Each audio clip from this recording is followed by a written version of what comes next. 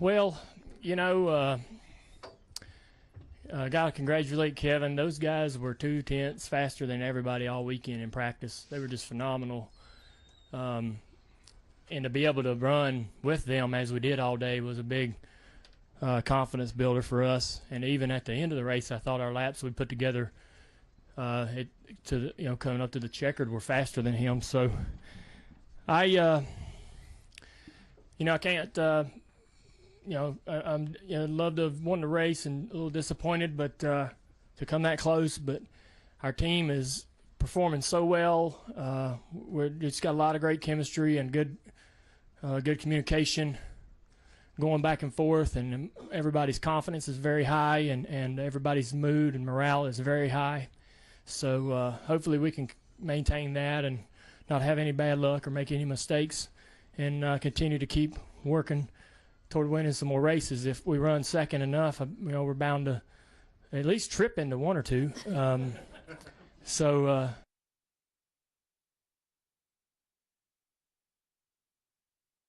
We ran second quite a few races in the last 10 or so races we've run. So I feel good. I feel like we're really coming around the corner and peaking at the right time this season to try to run for the championship. Okay, we'll take questions for Dale. We'll start up here with Reed, then go to Jeff. Reed Spencer with NASCAR Wire Service. Dale, right before Gilliland's spin, before the next to last caution, you had just run your fastest lap of the day. If it had gone green from that point, do you think you would have had something for him? I don't know. For whatever reason on that particular run, we were running about the same times, I guess, or maybe he was just a tick quicker. I was going to need some traffic to back him up to me. And then that last run, once I cleared the other cars around me, I was much quicker than him the last 4 laps or so. It's weird because you won't change anything. You won't even pit for tires. And the caution will come out and your car will drive different. The caution will come out and it'll drive different again. The caution will come out and it'll drive a completely different way again. So you just hope that the roulette wheel comes around in your favor every time the caution comes out, that the car is going to turn. Sometimes, on some restarts, I had a loose car for about 10 laps, and then I had a car that wouldn't turn for 10 laps after another caution. So you just hope that you get things right or whatever's going to happen. I don't know how that happens or why that happens, but everybody sort of battles a different balance every time they have a restart and get going again and cycle the tire. Have a caution, cool the tire off, and then get going again. It cycles the tire and makes the balance of the car a little bit different. But for whatever reason, that last run was the best we were compared to Kevin. Before that, I don't think we had anything for him, really, to be honest. Okay, we'll take our next one from Jeff. Go ahead. Jeff Gluck from USA Today. Obviously, Daytona is one thing, but when you get here, the real season starts, so to speak. Did this run that you had today answer even more questions in your mind than maybe Daytona did because of the way that this applies to so many other places? Yep. I was wondering if we was going to carry on a momentum from last year, how we was running so good in the chase. And also with the rules, the no-height rules, I was wondering where we were going to fall in performance with the competition. What did people learn over the offseason? Who was going to stand out like the 4-car did today and all weekend? And it seems like we aren't behind. We aren't where the 4-car is, but we're definitely close. And hopefully we can learn what we need to learn rapidly in the next several weeks and get up to par so we can win some races because, there's a couple teams out there that are behind or not quite on the new package and the new rules. And I'm glad that we're doing pretty well. The performance is there for us. So hopefully we can maintain it. We'll go to a completely different track in Vegas, but we got a whole day Thursday to really figure it out, and that'll be good to have that track time. Okay, we'll go to Rick, then Stan. Dale, you talked the other day about how hypothetically having won a race under this new scoring system could give you some latitude to try some things. I just wondered, as that applied to today, what sort of things were going on in the course of a race that might have been a little different if you had not won Daytona? Well, we probably would have went with the same strategy as we had today as far as stretching our fuel mileage. We were stretching it really thin. We'd probably went with the same strategy regardless of the situation, but it wouldn't have been as nerve-wracking. It wasn't as nerve-wracking today. So, and get up to par so we can win some races because, there's a couple teams out there that are behind or not quite on the and they're not quite on to any, on the new package and the new rules, and I'm glad that we're back in Vegas, but we got a whole day Thursday to really figure it out, and that'll be good to have that track time. Okay, we'll go to Rick, then Stan. Dale, you talked the other day about how hypothetically, what sort of things were going on in the course of a race that might have been a little different if you had not won Daytona?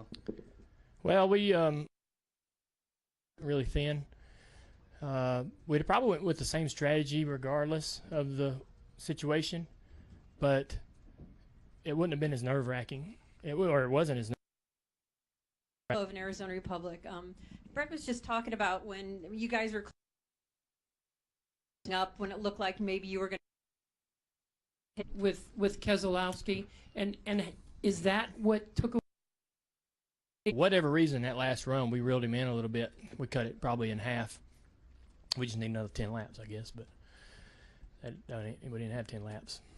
Okay, do we have another question in the back? Go ahead. Paula of an Arizona Republic.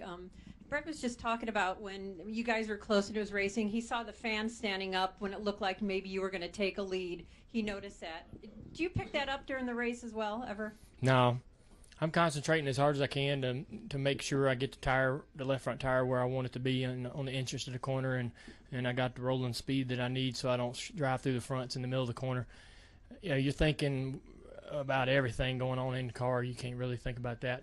This place really requires your attention throughout the whole lap. There are some tracks that are bigger where you can see that, like the front straightaway at Michigan or somewhere like that, where you can get a good idea what the fans' reaction is to what's happening on the track.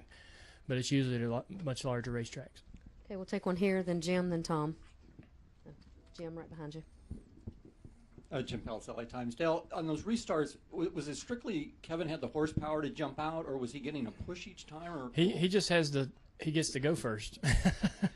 So I mean, I can't go when he goes, and I'd be cheating. But I mean, I tried to go in sync with him, and I think the last few restarts I did match it up. But he does get a shove by the 22 somewhere around in this area that gets him another half car length, and I'm on the outside, which ain't the preferred line on that corner, so he's gonna. The leader really has a great opportunity to maintain the lead here if he doesn't make any mistakes on that restart. But those first several restarts, he was just kicking my butt at the line, and then I started seeing what his pattern was and what he had been doing, and was able to time it a little better, so I didn't look so foolish. But it was going to be hard to try to race. I've tried really hard to try to get down the corner and stay on his quarter panel off of 2, because then I'd have a great shot. It may be racing him some, but their car is just so good, and he'd have me cleared pretty easily. Okay, Tom, and then we have one final question in the back. Go ahead. Dale, Tom Jensen, FoxSports.com. Congratulations on your finish. Were you surprised that there wasn't, with all those restarts, as many as there were you surprised that there wasn't just one where he slipped up a little bit and gave you or whoever was second a chance? Not really. He's not a rookie, and guy's been around a long time, knows what he's doing, and he's won some races here. He feels good and confident about what he's doing here. He won last year here, and so you just when you're winning at a place with regularity and in recent months, you really got a lot of confidence. So he wasn't going to be rattled by anything. I'd had to get to his bumper and some under green to try to get him loose or do something like that, which I might have been able to do, but we just ran out of laps, and he was going to be very, very, very hard to pass. I knew that. Final question. Hi. I've been watching your race for a very, very long time, and I know you have the ability, but the biggest change I've seen this year in just the 2 races is you seem way more comfortable in your car than you have been. Is that so? Well, I think we just got a lot of momentum carried over from last year. We were running really well in the chase. I think that chase performance that we had got us pretty excited, got us real happy to look forward to this season. It's hard to take away a lot from 2 races. It's such a long season. So many things can happen. So many teams can learn and progress, and the competition gets tougher and tougher throughout the year as everybody starts seeing what's happening in the garage. Secrets don't last long, and so we just got to work harder than everybody else, and we're going testing. We got a lot of tests lined up. We didn't test in off season that much. We didn't want to burn ourselves out before the season started. And we got a lot of tests lined up in the first half of the season that's going to help us, I think, really learn a lot more. We're already relatively competitive now, and the testing should help us even more. Well, you've certainly had a good start. Thank you. Congratulations. Yeah, thanks a lot, guys. Great Y'all way to have start the season. See you next week at Vegas. a fun trip home. Take it easy.